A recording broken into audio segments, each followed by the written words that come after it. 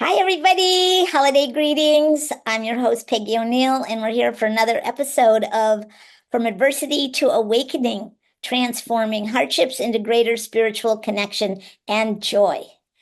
And I have a very special guest today here, my mentor, my friend, human being extraordinaire, Roger Crawford. Welcome, Roger. Thank you for being Thank you, here. Peggy. It's good to be Yeah. with you today. Yeah, so Roger is a speaker, and I met him through the National Speakers Association. I don't know, like 20, 25 years ago. Probably And 25 years ago, yeah. yeah, we've both been at it for a long time. And Roger is a tennis champion. However, he has quite a severe disability. And he, like me, in figure skating, when I was a young person, I figure skated competitively from 9 to 18 and against average size folks.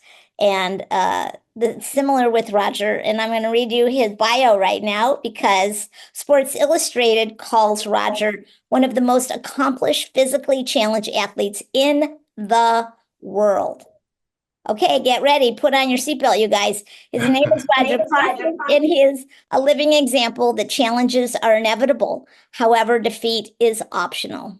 As a frequent guest in the media, Roger has appeared on CNBC, Good Morning America, The Today Show, and in several publications such as US Today, The Wall Street Journal, and Fast Company. See, I told you. Yeah. Okay. He is also a best-selling author with books translated into 17 different languages. Furthermore, he's a recipient of the prestigious CPAE Speaker Hall of Fame Award, as well as ITA Achievement Award presented by the International Tennis Hall of Fame.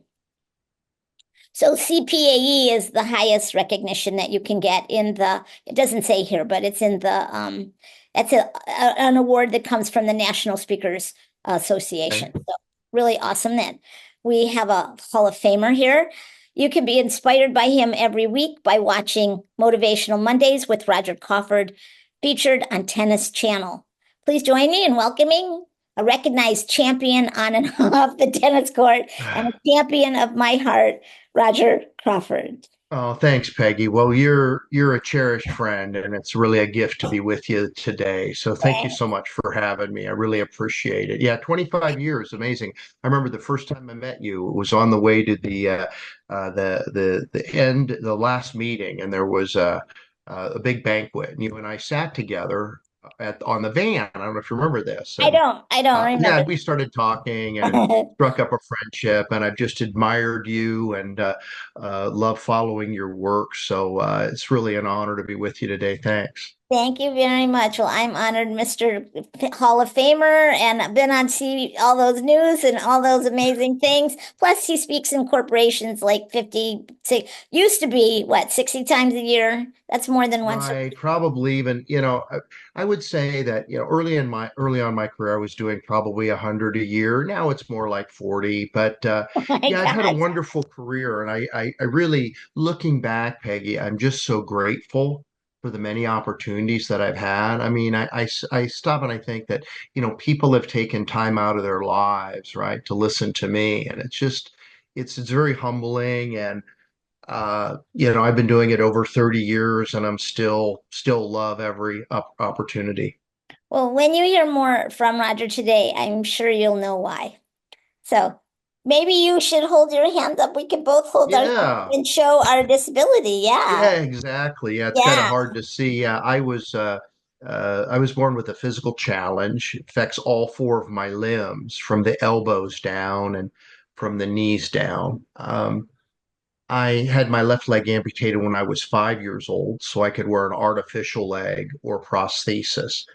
People always ask me, does your physical challenge impact your life today? And I always say, yeah, specifically with selfies. I'm not very good with selfies, but other than that, I've done pretty well. And I love that. I, Peggy, I was fortunate that my parents instilled the belief in me that everybody faced challenges. Hmm. It just so happened that mine was visible. And I Yes. think that really helped me growing up because it allowed me not to develop a victim mentality. I Yes, started to look and say, hey, I'm having this struggle, but everybody has struggles and it's up to me. Right. And I yes, felt very empowered when it was up to me to do the best I could with what I had to yes, become the best version of myself. yes. And that was a really important mindset, I think, growing up. I think so too. I had that too. My mom wasn't so much like you can do it. She just showed me she could do it and expected me to follow right behind. I mean, there were no things like, oh, let me help you. I mean, when I needed something down from a high shelf, yes, but there was no pity party at all. And Right. it was um it was the greatest asset for me to grow up thinking, yes, it's things are harder for me. And guess what? I can do everything everybody else does and Right. excel at certain things. I couldn't run the fastest or swim the fastest or ride a Right. horse as well, but I could figure skate as well. And so I did that. And similar with you with tennis. So why don't Right. you, yeah, so Roger, tell us a little bit about your championship in the tennis world so we can Sure. get a perspective of your accomplishments.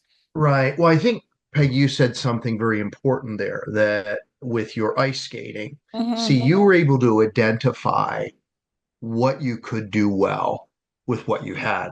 And think about that for a moment. That's really a key to success for everybody. Wouldn't you What agree? you, It's yeah, for finding your sure. gifts out. Right. What can I do well and what can I not do? What are my strengths? What are my weaknesses? Yeah. Exactly. And for me, I got involved in tennis because it was a sport I could play by myself. And here's why that was important was when I started playing tennis, I was pretty shy, reticent, and having a sport that I could play by myself was against a backboard. I was just gonna say, tennis is a two Yeah, right. and minimum. And how old were you when all this is happening? 11 years old. And so 11. I Okay. would hold a racket against my right arm with my left elbow. Uh-huh. So I'd hit everything with two hands. And then something happened that was just miraculous. And I am convinced that this tennis racket was made just for me. I walked into a tennis store and I found a racket called a Wilson T2000.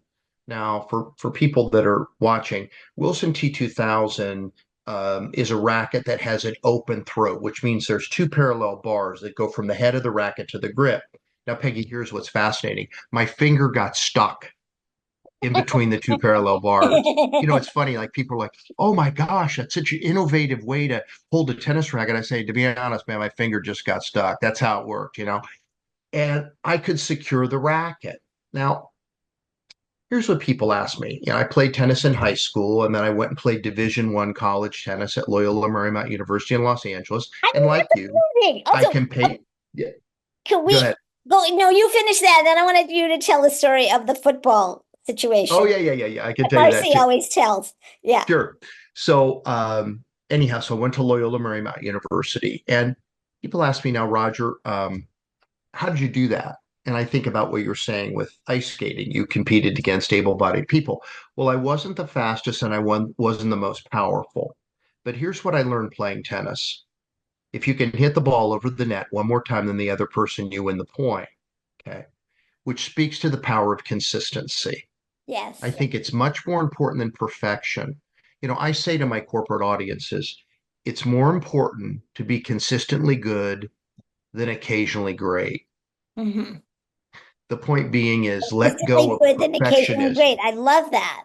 Yeah, let go of the idea of being perfect, right? And also let go of the fact that, hey, there's a lot that you can't control that are going to get in the way of being perfect. But you can always be consistent. You can always be consistent in your mindset, in your motivation, in your discipline.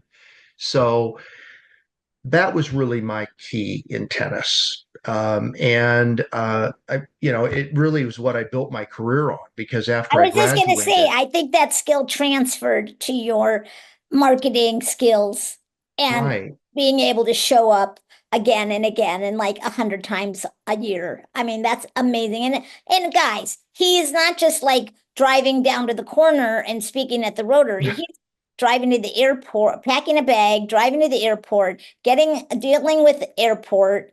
In the beginning, easy, then it got harder, and dealing with all of that, Mishigosh, staying in a hotel, dealing with a lot of strangers, and then giving the speech and all that goes with that. But I mean, yeah, I mean, I just want to make the point that that takes a lot of commitment, a lot of tenacity, and a lot of consistency.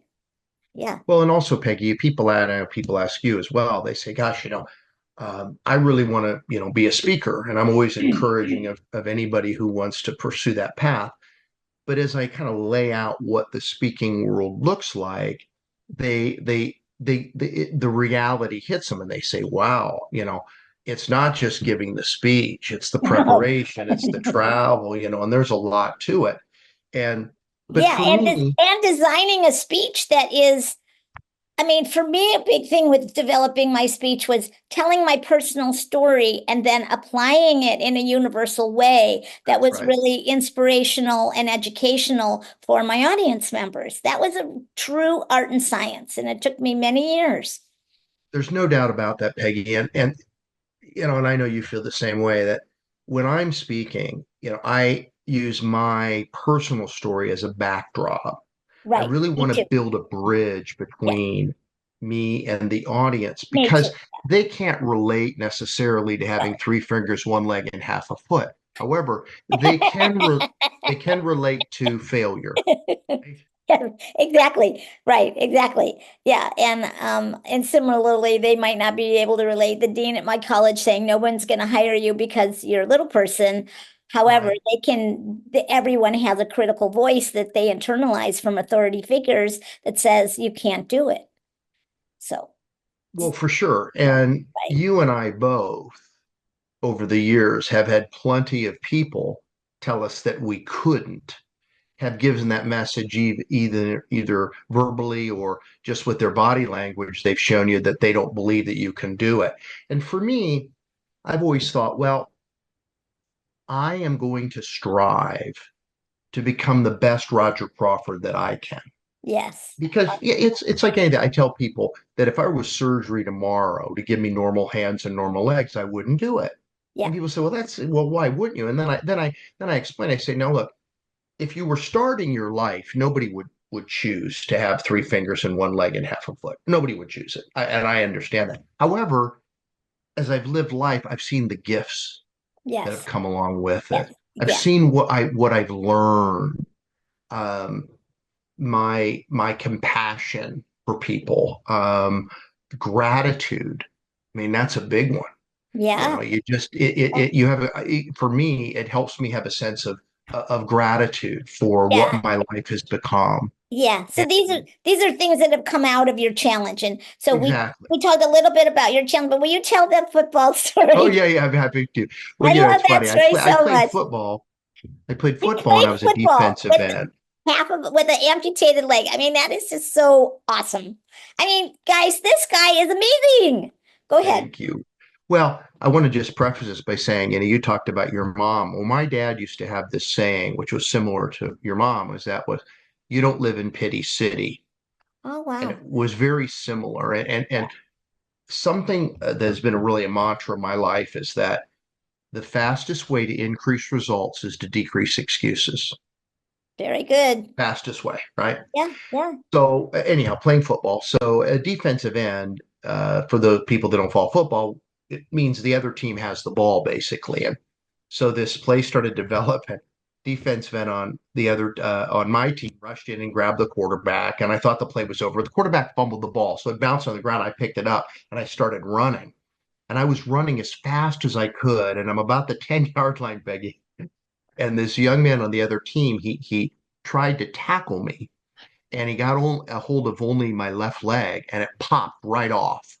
And I mean, Peggy, there was like dead silence in the stadium, and I was still standing. I hop in the end zone, and I yeah. mean, people are like frozen. They don't know what's going on. And I remember the opposing coach, he says to the ref, "What's the ruling on that?" The ref's like, he came apart right in front of me, but his knee didn't touch the ground. I got to give him a touchdown. So that's a story I love to tell with audiences. It's one of Oh my those God. wonderful moments, Oh right? my That, gosh. I'm so yeah, glad that I can, that it's okay. I find humor in how of course. extraordinary, how humorous, and how amazing. I mean, like what a, yeah, what a moment in life, right? Yeah. Amazing experience. And actually, that was actually in the first chicken soup for the soul book, Yes, that's right. which was a great gift being part of that. So, Yes, but awesome. I loved the theme for this podcast, adversity into awakenings. I just think that's so powerful. Yeah, It so let's really talk about is. that. So, Yeah. so we know your adversity is your physical disability, and obviously we've learned a little bit about how you overcame the disability with, I mean, your hardship and adversity, which was mindset. Would you say there were any other things that helped? Well, I think mindset. I also think clarity, Hmm. really identifying some objectives that I wanted to accomplish in my life Uh-huh. and making sure that the objectives that I would set for myself would be a good match between my giftedness, my ability, and what I was passionate about. Yeah. That was really, really important. It's like I say to people all the time, I say, well, look, if I applied a positive mindset and sustained motivation, and the objective was to be a great piano player, I wouldn't be very successful. And I say that to help people think about, okay, we have our giftedness and we have Yeah. our Yes. limitation. And Right. so where can we, because oftentimes I see people and they're in a place of frustration because Yeah. they're pursuing something that doesn't match their Right. passion and Right. their gift zone. Right. And for me, something that I have really in my life, every time I step on the stage, I think about this, is that I always want to be a speaker that happens to have a physical challenge, not a physically challenged speaker. Me too. And Me too. yeah, of course. And the point is that I know that if I didn't have a physical challenge, that I've developed the skills that I could still be a speaker. Now, would it be on the same subject? Probably not. I wouldn't have the same experience. But I've really worked hard at that so that my story doesn't drive the success of my Exactly. speaking. Exactly. It's all Exactly. the things that go with it. It's your ability to transmit wisdom, which you do very effectively, and we're seeing that happen as we speak. Well, thank you. And I think too, Peggy, that it's so important when you're speaking to a group that you honor their journey. Yeah, In sure, other for words, that sure. I'm not standing up there saying, "Hey, look at me. Yeah, no, This is what exactly. I've done." Yeah, It's more of, "Hey, here are some ideas, here are some strategies, here are yeah, some mindset adjustments that you yeah, might want to consider, and those can really make a difference in your life." yeah. So how do you feel like overcoming your challenges? I mean, it has impacted you, and we've already seen that it helped you to become a champion athlete, which we don't really, your bio didn't really say that you were winning all of these competitions when you were a young person. Can you tell us a little bit about that? Right. Well, my record in high school was 47 wins and six losses, and I was competing against able-bodied people. Amazing. Able-bodied, right? But That, it and really they were got like down 18 and 19 years old. They're like at the right. peak of their athletic performance age. Amazing. But it really got down to consistency. Uh-huh. And as I mentioned earlier, I think that Mhm. was really Yeah. what enabled me to be successful. But you said something very interesting, Peggy, and I'd like to talk about this for a moment. People talk about overcoming, right? Overcoming a Mhm. physical challenge or overcoming adversity. And some we can overcome and then some we can't. Right. Like I'm 64 years old and there's not a day that goes by that I'm not reminded that I have a physical challenge. Well, So ditto. have I forgotten it? No. Hmm. Is it still something that I manage day to day? Yes. Is it something that I've accepted? Without a doubt. Yes. And so sometimes I think people put pressure on themselves and Yeah. they think, uh-oh, I need to overcome this. And their idea of overcoming it is that I'm not going to think about it. It's not going to be part of my day-to-day life. That's not hasn't been true for me. Yeah. Yeah. And Yeah. there's always issues that come up that I have to then rely on my mindset. I have to tap into my wisdom, my gratitude, and say, Resiliency. Yeah, and be I okay mean, with it. there's not a day that you and I walk out of our door and we don't get stared at. People point Absolutely. at us. People are like, and then even if they're, somewhat polite, you still get the look of judgment or Of course. fear or freakish or, like that. And it's like, that's not easy to take. And we do it every day. So, Right. yeah. And here's a thought on that, Peggy, that I know that you've really practiced in your life is that we choose the meaning that we attach to our circumstances. Well, that is such a good point, Roger. Because Peggy, when I was younger and people would stare at me, Yeah. I immediately thought rejection, Hmm. scorn, Hmm. ridicule. That was where my mind went. Now, Humiliation. Camille, here's where it goes. Curiosity, right? Yep. Something different. Yep. And that I can be okay with. Yeah. And intrigue. And intrigue, that's a great word. And intrigue. And so Yeah. I've kind of I've really made peace with that Yeah. for the most part. And Yeah. but there's always times that things will come up, Whoa. I'll be in a situation and people ask me a question and I'll be like, oh my gosh, I can't believe they thought that I was either unable to do that or that this is how much that my physical challenge has compromised me. Hmm. So Yeah. those are Yeah. always things. Yeah. But with all that said, the blessings far outweigh the burdens. Well, I feel that way too. And for me, I mean, one thing I want to say about I asked you about sort of the gifts that have come out of your challenge. And what I hear is wisdom upon wisdom upon wisdom, that you've become a wise man, you've become a sage, and you've become a leader and a mentor and a person who can shine the light of here is how we can live our best life. Right. Yeah. And what an incredible gift. And like you say, the gifts outlay, see, now it's doing LSD on us. Anyway, I don't know why my screen's misbehaving. Um, okay, so I wanted to say something in response to the challenges. I don't remember what it was. So anyway, how about your connection? How do you think that developing your character, your wisdom, your mindset, and even your physical agility and strength to have been, you in a certain way, you had to be super fit when you were doing Right. your competitive uh, situation, the tennis. So, how do you feel like overcoming the challenges and gaining all this wisdom has helped you with your connection with spirit, with others, with your own heart? Like how has that been for you? Right. Right. Well, for me, I I have come to the place where I think this is how I was supposed to be born. Hmm. This is how I was supposed to live. Yes. And I think that's a great blessing. Um, because as you said, your perspective on life is a little bit different when you've had to walk through the adversity that you and I have. And something I say to It's so people is when they, different, it's very oh, right, different. exactly. And Very something that different. I say to people that are going through challenges, I say, okay, here's something I want you to think about.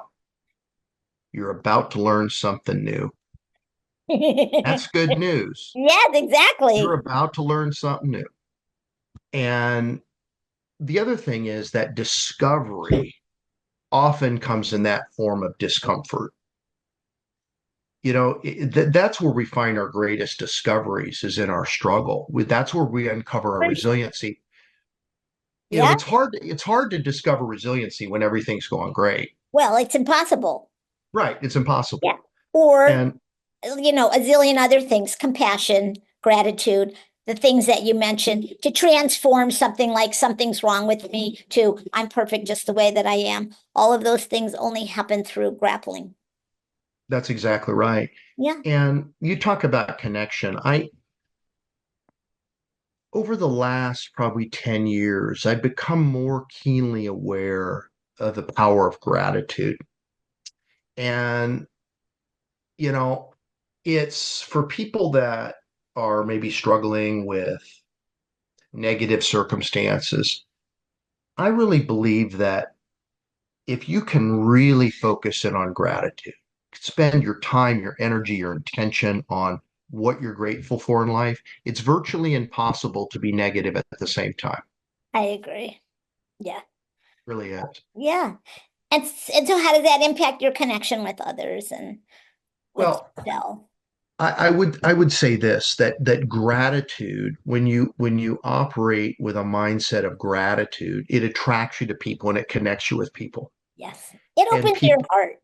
they open their heart. That's exactly right. They If you open their open, heart. gratitude means your heart is open, and then, and as you express it in different ways, they open their hearts. So, yeah, And love also connection like with my grandchildren. I have four grandchildren. I have two that. two granddaughters and two grandsons. And it's And he has so, the most beautiful Tinkerbell of a wife you've ever seen yes, I in your do. I life. have a She is beautiful, beautiful wife. And amazingly joyful and yes, she is.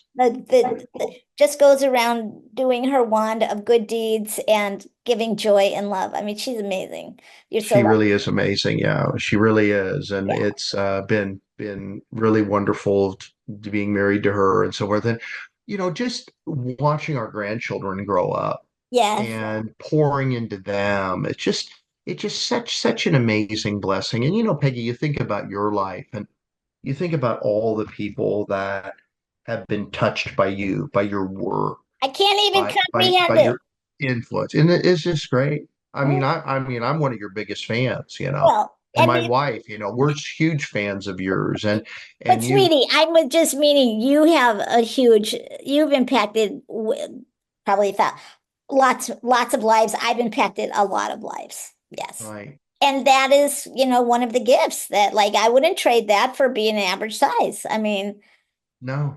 the fact You that know, it's funny. yeah, go I ahead. remember I remember when we met, we shared a little humor together because we're both from Cleveland. That's right. And I said, if we can overcome Cleveland, we can overcome anything.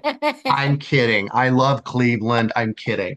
But Cleveland takes the brunt of the jokes. But I remember talking Well, back about then it that. And was when the Lake Erie caught on fire, so it did have a few more challenges in its midst than it does now. And now it has a Rock and Roll Hall of Fame. I mean, it's beautiful. kind of a cool I place love now. it. I love Cleveland. I mean, my Yeah, relatives are back in Cleveland. I absolutely love Cleveland. It's a wonderful place. yeah. But one more thought on connection Uh-huh.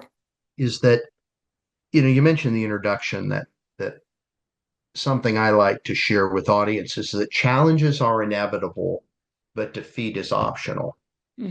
And what I mean by that is this: when you accept that life is going to have change and Hmm. life is going to have challenges, when you accept it, when you expect it, then you can accept it. Now, let me say that again. I love that.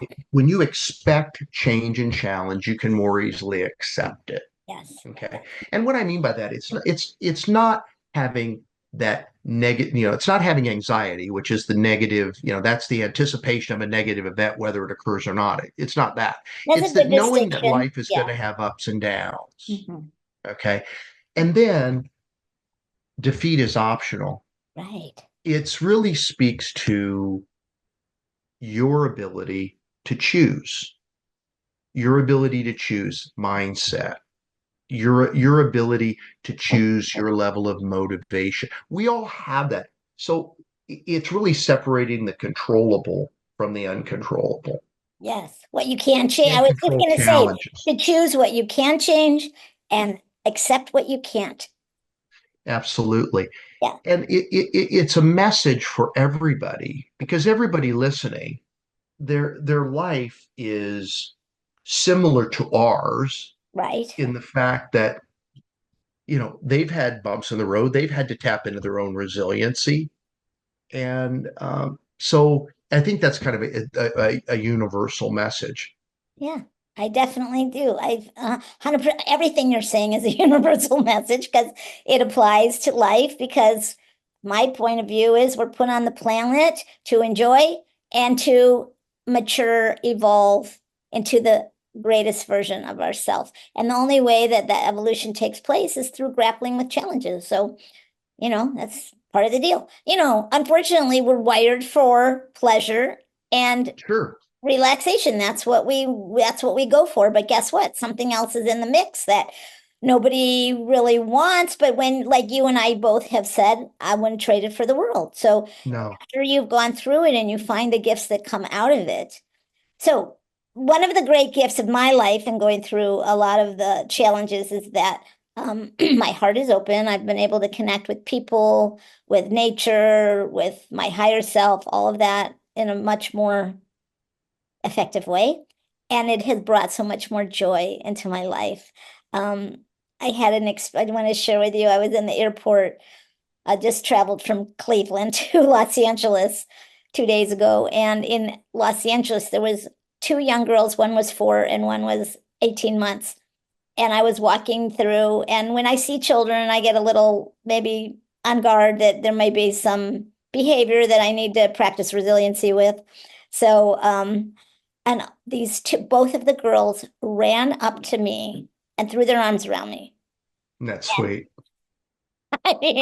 And then the one was just like the 18-month old one was just smiling and looking at me That's with sweet. amazing adoration. The other one was like, "Let me hold your hand. I want to be with you." And I mean, they were saying so Sweet. complimenting my this and that. And I mean, I was just like, who else? Anybody else who was walking through this airport is not having this experience of love and joy. So, how has the Wonderful. yeah, thank you. So, how has the greater can overcoming your challenges, learning, growing, maturing, becoming wise sage dude, and having this great ability to connect, how has that brought more joy into your life? Oh, so much. Or has it? Uh, I mean, maybe you it know, has, my but I would imagine it has because I wouldn't be hanging out with you if you were a bummer. yeah, joy is thankfully part of my day-to-day living. And it's tied so closely, I think, to gratitude. That could be a I mean, great bumper sticker. Joy is part of my day-to-day life. Love right. And I that. mean, I what's interesting to me, Peggy, and I'm sure you've seen this as well, is how people often tie their circumstances, right? That their circumstances is what drives their life. It's what Yes. defines their life. But I Mhm. give you an example that shows that maybe that's not the case. And I know you've had similar circumstances. I'll have someone come up to me after a speech and say, I need to ask your advice. I said, okay. I said, well, I've got a relative of mine, or maybe it's my spouse or my brother, my sister, whatever. And they're terribly negative Mhm. and they just have a lousy attitude and they have no joy. And I said, well, tell me what happened. They said, well, they lost their leg, for example. And I say, how were they before? And people will stop. 9 times out of 10, Peggy, they say, just about the same. Mhm. Here's what's interesting, right? Yeah. So those circumstances, they can sharpen who we really are, right?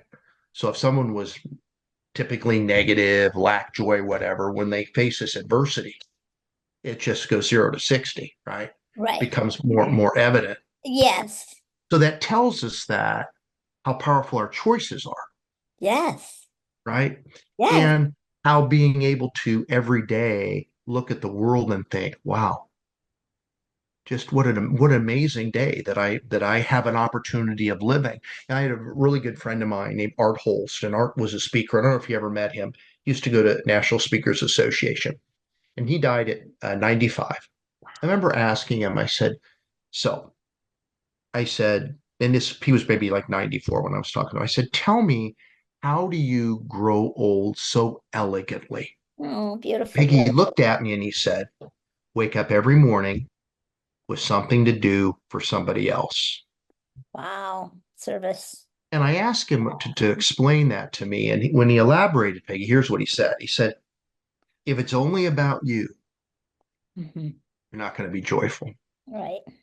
He Sure. said, if you wait and all you do, you're going to go play golf for yourself. find something to do for somebody else every day, or into other people. And I watched how he lived his life.